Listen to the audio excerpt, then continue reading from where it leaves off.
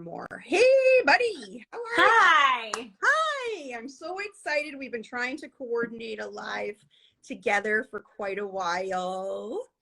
And I'm sure, although everyone here would probably like to join us for lunch too. I mean, that's pretty fun as well. So thank you to everybody for joining us. Andrea, like I said, is a mindset and self-compassion coach. Now, how cool is that? Like, talk about new job titles in the world these days, and I love it. So for Bell's Palsy, like I've been mentioning on our lives lately, I'm wanting to focus on self-care. And I think that self-care is something that's really important. And people with Bell's Palsy, we can become an advocate. Now, my dog is barking. So my dog is barking, and my hubby's gonna grab her. But okay, Andrea, let's tell our viewers a little bit about yourself. So kind of what you do, but then also kind of what got you there, like what made you choose this path in your career. Okay. So I started off as I grew up in the competitive dance world. And when I went to go and I graduated and went to go and start auditioning, my mental health was so bad. I had to choose between dance and basically what felt like saving myself.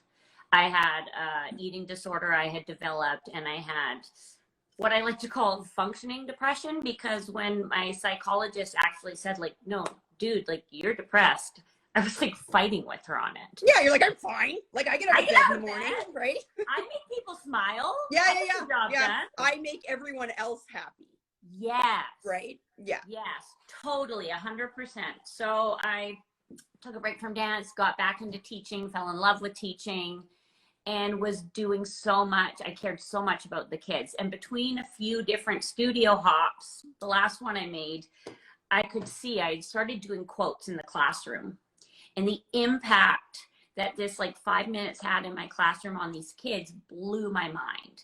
And the biggest thing was the kids at the end of the year that put the most oh my gosh, Miss Andrea, thank you for what you have done, were the kids who in September had the biggest eye rolls and were I love that. Fighting me on it, right? Because it's a different language to them. Yeah. It's like you're speaking Spanish and they only hear English. That's how far out of left field it was. Right. So I decided when I had to leave that studio to be closer while my kids started to go to school, I wanted to give them more information. I was going to use social media to keep in touch. And I knew self-love would really help. And so I started diving in to figure out all this stuff that I could supply for them. And lo and behold, you fell in love. It was speaking to you. In the end, I needed that. Yeah, we speak to what we need, which is what you and I talk about a lot. These things fall into our lap. Not that you don't do the work, but they kind of are and if you're open and aware, then everything comes to you that you need, like this talk. So I'm hoping that people who are watching really, really need it today. And self-care and compassion for yourself is something, whether you have Bell's Palsy, whether you're a mom, whether you're anything literally in life. But I think those with Bell's Palsy, we can really be advocates for self-care, because I really feel that's something that we've really neglected before in our life. I know I did. And so I'm really excited for you to show us some of your techniques that you've learned for self-care. Now, first of all, let's talk about what self-care even is, because I know I didn't know. One of the therapists I went to, just what do you do for self-care? I don't know. I go for a pedicure. I'm a mom. I don't have time for that stuff. I'm busy. I'm doing everything for everyone else. So what's your definition of self-care? I think I really struggled in the beginning with the same thing you did. Have a bubble bath, sit for 5 minutes and read a book. And it felt so inauthentic to me. And I could not fit that on my to-do list. I don't have time for that stuff. Right. But when I started to slow down, that is my biggest aha moment with self-care, is I realized I had been running on a treadmill since I was 3 years old in this race where there was no finish line. Yeah, like a hamster wheel. Somebody described it to me as well, because you're just going around and around.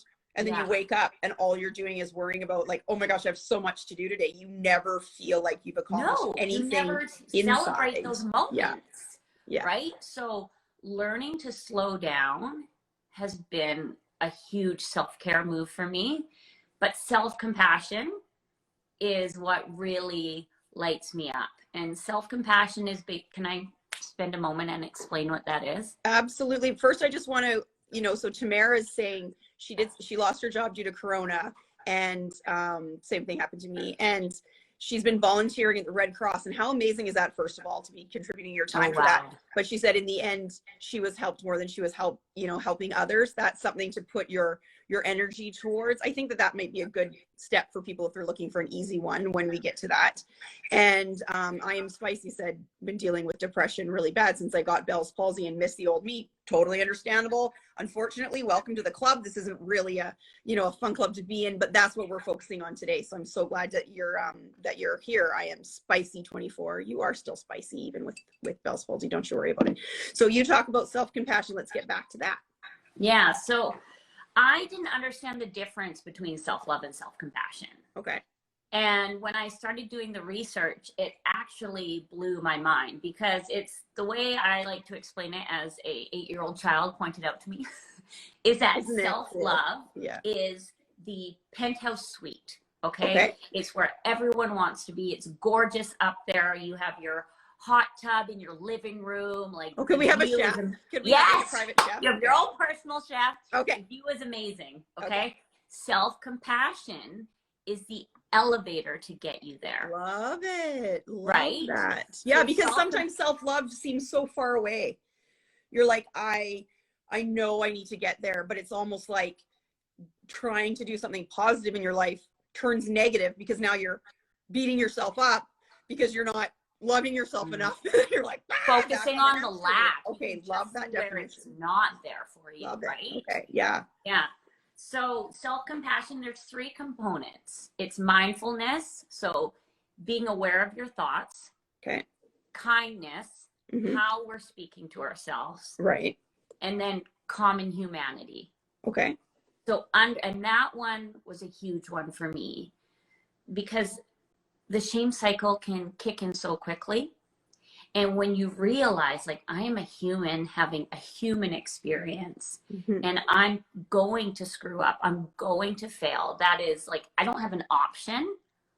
You start to see that this is just all a part of the process.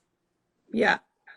And it's okay. It's almost like when you're down on yourself, I like, you always describe it like that to me, like, you've been so supportive to me, is that it's okay. Like, it's part of the process. It's not a bad thing. It's actually kind of a good thing, as long as it doesn't get out of control. Then it's like, okay, what is this lesson learned? Like, what is this lesson teaching me?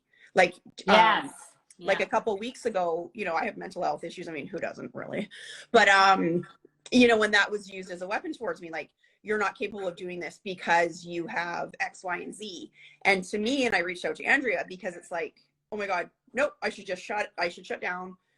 They're right. But it's like, no, Andrea reminded me, like, this is a test. Once you start getting down on yourself or something happens, then it's like, okay, just a reminder, rewind, reset. That's what you reminded me of. And I love it. Like, let's get grounded again, because you know what to do. And sit with it, right? Let's sit with it and allow. We're so used to suppressing our emotions and that pain. We're so scared. There's so much fear around it. But when you sit with it with compassion and you look at it, like, my biggest saving grace is looking at that 7-year-old Andrea, because I can always come from my 38-year-old wisdom perspective. And when those big emotions come up and I see that little girl with that big emotion, and I hold her close and tell her, like, it's okay. I get why you're feeling like that. This is a lot. This really triggered you. And then we just sit together with it. And it's not, self-compassion is about non-fixing. Okay. Right. So it's about being with that feeling, because you are a human and you deserve that compassion no matter what. And then the silver lining to that is that's when the magic happens and it can dissipate. And we're letting it go. It's flowing out of us, right? Instead of finding another place in our heart to sit and weigh us down. Right. And keep that that negative stuff inside. Yeah, but we have to allow it. Like, toxic positivity is just as bad. So when hell yeah to the big feelers out there, right? Like, when you feel everything so deep and you've been told for so long, like, that's not okay. Mm-hmm. There's so much shame even tied around to having those emotions. Mm-hmm. So when you can start validating and providing for yourself what you needed that you didn't get when you were younger, it's so empowering. Like, I shared something a few weeks ago, how I'm doing all this stuff with Unconditional. I'm talking to my husband, and I notice inside him getting so angry because he's not saying he's proud of me. And there's this fear coming up because it does feel big and scary. Yeah. And I just stopped and I closed my eyes and I said, like, Andrea, I'm proud of you. And it was this whole moment where it's like, I was needing it from someone else, something that I can provide for myself. Yeah.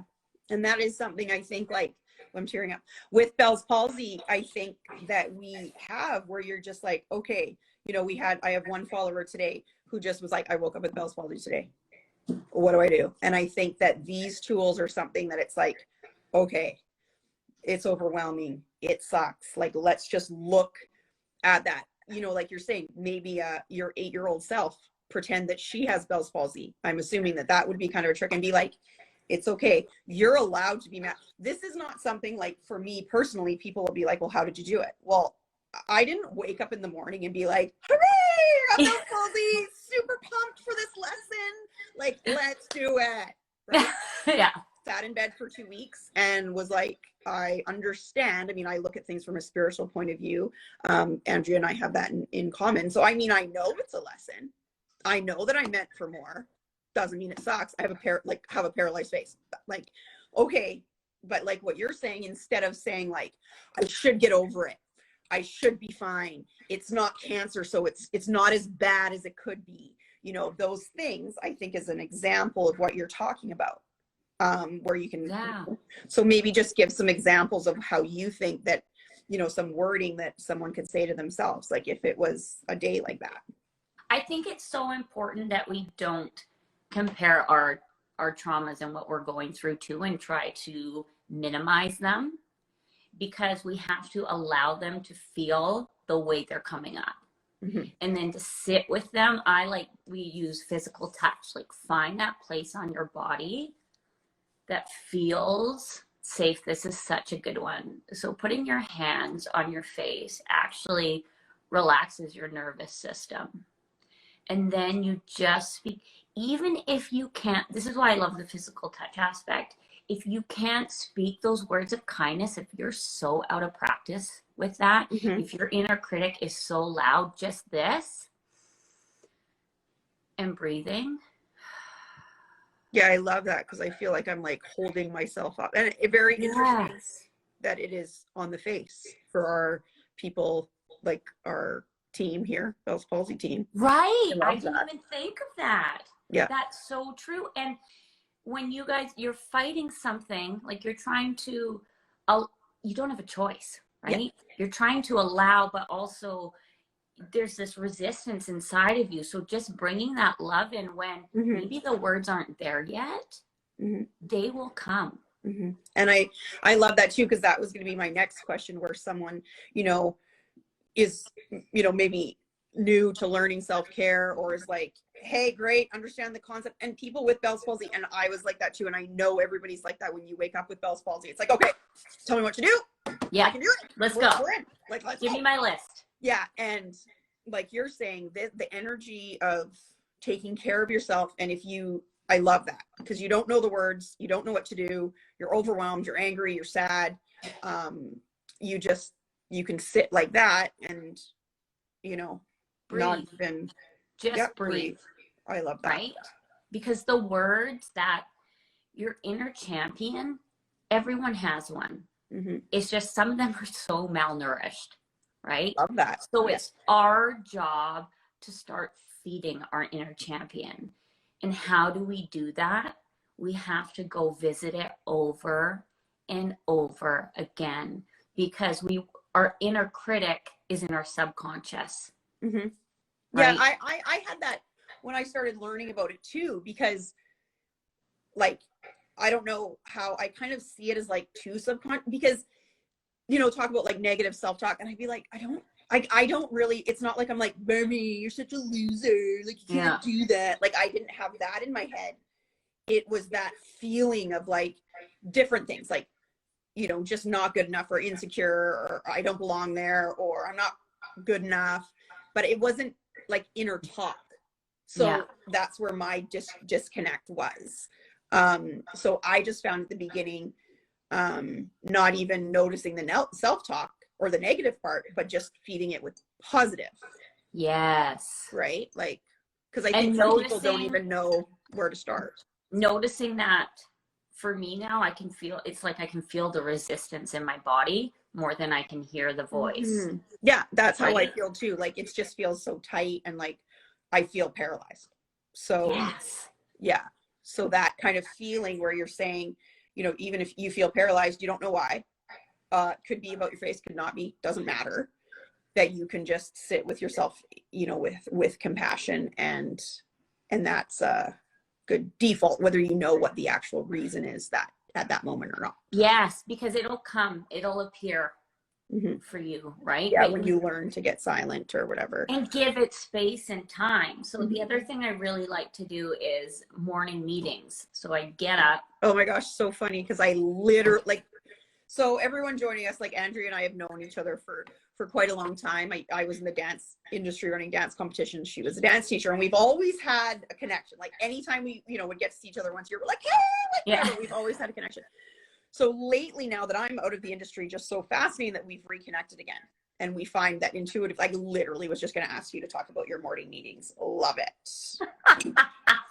Weird. Okay. So this I find is so nice, because there's a lot of resistance again around meditation, which is so important, because it really shows us where our bodies are at. We get quiet. It allows for the other, like, we can hear what we need to hear come in. But the morning meetings, and I love coffee. So I just have my coffee, I go outside, I set a 10-minute timer, because for me, I need to know that I'm not going to fall behind. So I can allocate myself 10 minutes to sit in silence. Which I think everybody can figure out 10 minutes. That's why I love it, because that's feasible. And I also love how you're, so I know I'm interrupting you, but to keep going, because meditation, I think too, is something that's so overwhelming. Like, when I was like, what? Like, I have to sit and be quiet? Like, people do this for an hour? Like, no way can I do that. So I love how you explain it and make it simple about a morning meeting. So you allocate yourself 10 minutes, which is feasible for everybody.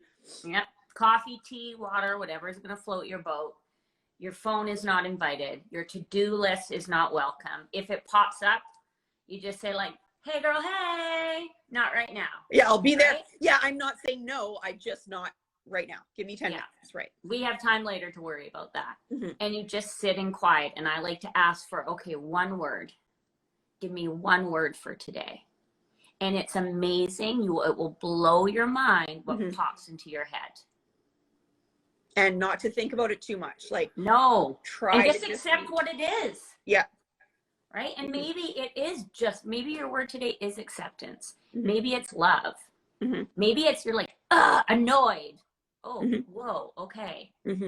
Now I can show up for myself with compassion and allow that emotion to be there, because it's like a tantruming toddler. It just needs to be noticed. Yeah. And the more you ignore it, the louder it's going to get. Right? So if you look at it and go annoyed, oh, hey, I see you. No wonder you're annoyed.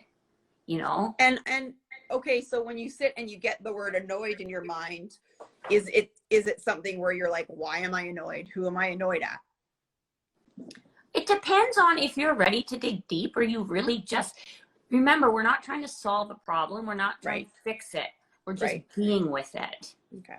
We're showing up for it the way we needed people to show up for us. Yeah, I love that. Like a lot of my life, I felt alone or not heard. And it's not that, and the thing I think that is very hard for me is I had a great childhood. Like my parents were great. They at early, my mom worked and my dad, but they worked hard to be able to provide dance. So I think a lot of times too, when I came into depression, it was like, why? Like, you should be fine. So I just love how you're explaining, like, we don't need to fix it or anything. It's just like, hey, and it's not negative. Like, I've been in therapy and they're like, what do you mean you don't blame your mom? Everybody blames your mom. No, she did the best she could. Honestly, hands down, best thing ever. However, that doesn't mean that you got everything that you needed inside. You also don't need to blame it on anybody else. See, I found that too, where I was resisting it because I was like, oh, well, she did her best. So I feel this way and I had nowhere to put it, but you don't have to, is what you're saying. You just be like, hey, Barbie, you're not getting what you need. That's it. Notice, right? Not fix. Notice, hold it. Compassion. Again, how would you talk to your 8-year-old self? And if that's too tricky for you, like even bringing yourself into it to start, pick a child or a niece, or like a big stepping stone for me was the universe handed me 2 children who are huge feelers, deep feelers like I am. Who would have thought? And I had this like really unhealthy moment when my daughter was in grade 1, and I was like, I'm going to royally screw her up. Like, I just knew every time she was triggered, I was triggered. So then I couldn't respond from a healthy place. Because when you're triggered, like now 9-year-old Andrea is coming to mother this 6-year-old girl. Like, that is not a healthy combination. You want to take this outside, girl? Right? Yes. Let's go. Right. So I actually started seeing a counselor just to learn how to show up for my daughter. And it was on emotional based parenting. And as I started learning how I wanted to be there for my kids and their big feelings and their big moments, it was like, I need to do this for myself. The validating, the allowing, the waiting for them to come down off that like elevator of insanity, to then be able to speak into their heart and to see them for where they're at without shame. You're struggling right now. That's okay. We all struggle. Let me just sit with you and let's breathe right now. So if a struggle, bringing it back to Bell's palsy, so you're feeling like, and I don't think that it needs to be as big as, oh my gosh, I don't feel like getting out of bed this morning because my face is paralyzed. It could be, it probably is at the beginning, but it also could be as small as, I don't want to let that person take a picture of me because my face is paralyzed. I don't want to, somebody said to me a few weeks ago, like, I don't know how to explain to somebody when they're looking at me like, oh, like, because you can tell, oh, something that's wrong with your face. So you instantly get that shame, is what you're saying. Is just, you can close your eyes and just be like, yes, we understand. We see you, instead of fighting yourself and being like, you're fine. You should be fine with that. That's stupid. And I think it's so important too, I cannot speak for what you and your followers are going through, but I have experienced severe debilitating anxiety. And the thing with that is, it's going on inside, and everyone else can look at you and think like, what's wrong? Why are you acting that way? Right? When inside you feel like you're bursting. So being compassionate boundaries for yourself. Maybe you're not ready for a picture today, and that's okay. That does not mean that you're not going to want to be in photos with your children in 2 months. But you also have to recognize where you're at and be your own advocate, again, with love and kindness. Like, today's not my day. This isn't going to work for me. Because when you show up with compassion, your brain relaxes and allows you to learn from your choices or your mistakes and make a different one. As soon as we get that shame kicking in, like, oh, great, look at me. Now I'm all worried about what I look like, and I'm not in a picture. I'm not going to be in any photos with my kids anymore. What kind of mother am I? Mm-hmm. Your brain goes into fight or flight mode, mm-hmm. and it stresses out and it turns off. You cannot learn from those situations. Compassion completely changes that. Yeah, I love it. And I think that that's kind of a perfect way to end our talk today, is compassion will change like how your brain is working. Yes, thank you. And it does, and it's scientifically proven. This isn't some kind of like namby-pamby meditation thing. It's scientifically proven that if you can get this and even trying will reduce your anxiety.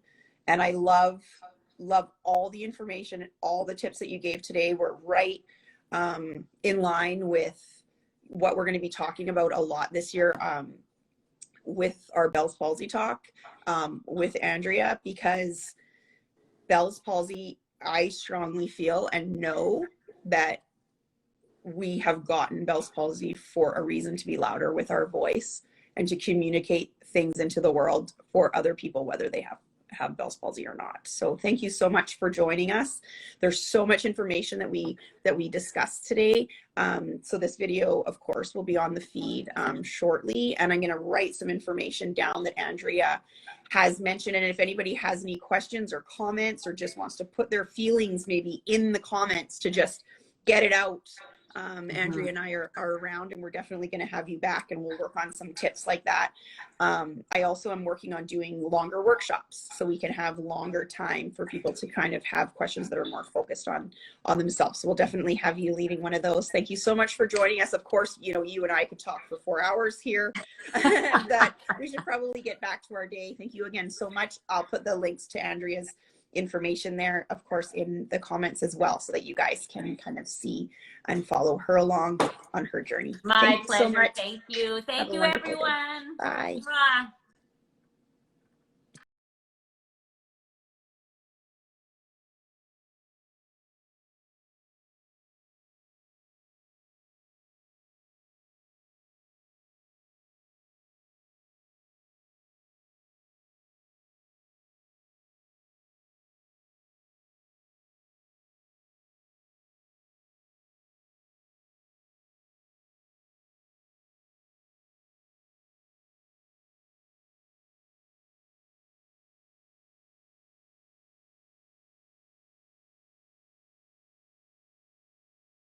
For a recent diagnosis for Bell's palsy, any tips or info would be great.